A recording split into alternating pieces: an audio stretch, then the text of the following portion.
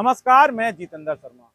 मोदी सरकार ने संविधान को अपने सत्ता के जूते की नोक से कुचल कर रख दिया है। ये बात सुनने में बड़ी अजीब लग रही होगी कि भला कोई सरकार संविधान को अपनी सत्ता के जूते की नोक से कैसे कुचल कर रख सकता है। आखिर संविधान संविधान है, हमारे देश का संविधान है। जिस संविधान के तहत सारा देश, सारी मशीनरी, सारी न्यायपालिका और सारा सिस्टम, सारी सरकार जब जिस संविधान के तहत चलती हैं, जिस संविधान से चलती हैं, आखिर उस संविधान को कोई कैसे कुचल कर रख सकता है, वो भी अपने सत्ता के जूते की नोक के नीचे। जंतर मंतर पर कुछ ऐसा ही हो रहा है। अपने हक और अधिकारों की बात करने वाले देश के युवाओं की जब बात नहीं सुननी होती है तो फिर मोदी सरकार और मोदी सरकार की पुलिस कुछ ऐसा ही करती है। लेकिन देश के युवा हैं साहब, वो हमारे युवा हैं, वो मोदी सरकार की भभकी और मोदी सरकार की धमकी और मोदी सरकार की जो कारिस्तानी है, मोदी सरकार की जो गुंडागर्दी है, उससे जरा भी विचलित नहीं हुए। नीट पेपर लीक को लेकर और परीक्षा की कार्य प्रणाली को बेहतर बनाने के लिए लाखों की तादाद में छात्र जंतर मंतर पर आंदोलन कर रहे हैं। उनके आंदोलन को कुचलने के लिए मोदी सरकार और मोदी सरकार की पुलिस पहले दिन से ही तरह तरह के हथकंडे अपना रही है। 20 जुलाई को जब संसद मार्च होना था तो वहां पर जो घटना हुई, उस घटना से सियासत एक बार फिर गर्मा गई।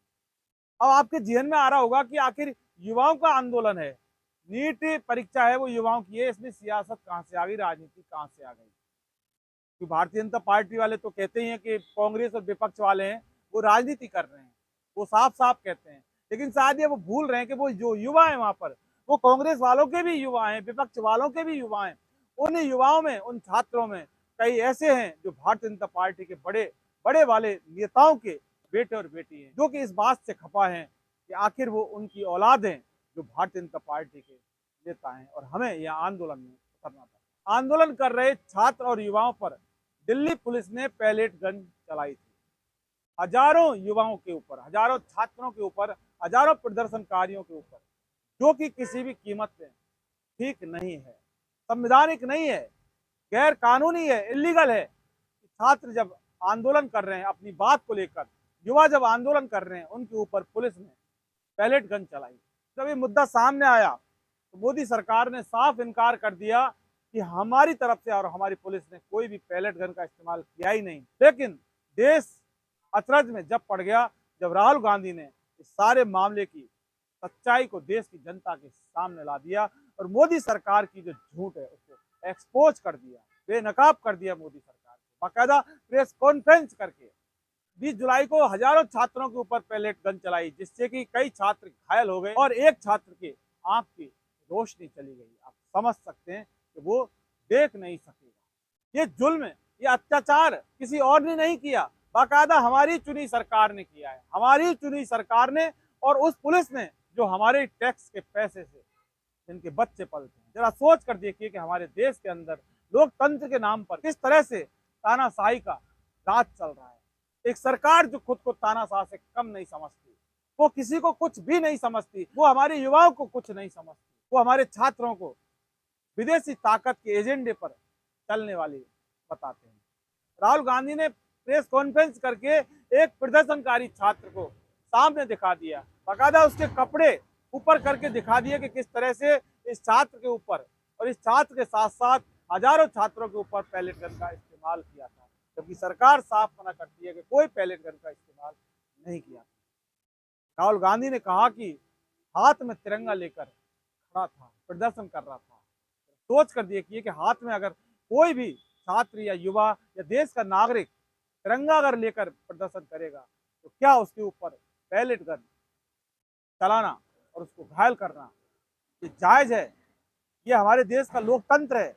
क्या ऐसा ही है हमारे देश का लोकतंत्र? क्या यही हमारा संविधान कहता है कि हाथ में तिरंगा लेकर कोई प्रदर्शन कर रहा है तो उसके ऊपर पुलिस अपनी गुंडागर्दी करे और पैलेट गन चलाकर उसे घायल करे?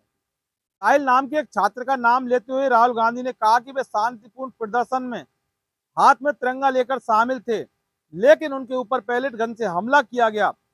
मोदी सरकार कहती है कि प्रदर्शन के दौरान पैलेट गन का इस्तेमाल नहीं हुआ, लेकिन सच्चाई आपके सामने है।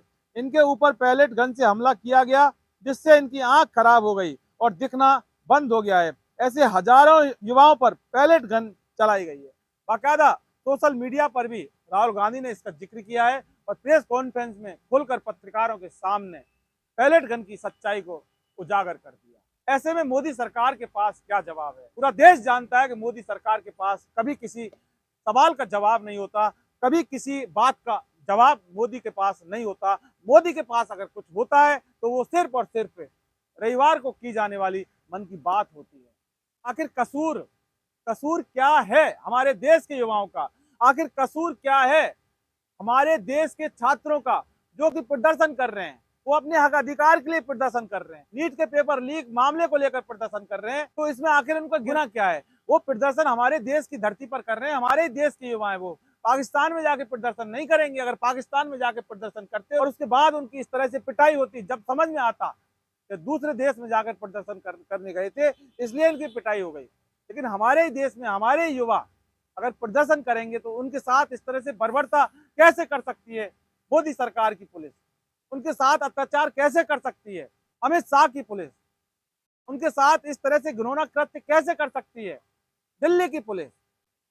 लड़कियों के साथ बर्बरता कैसे कर सकती है? अत्याचार कैसे कर सकती है? उनके साथ अश्लील हरकत करने का अधिकार आखिर अमित शाह की दिल्ली पुलिस को किसने दिया?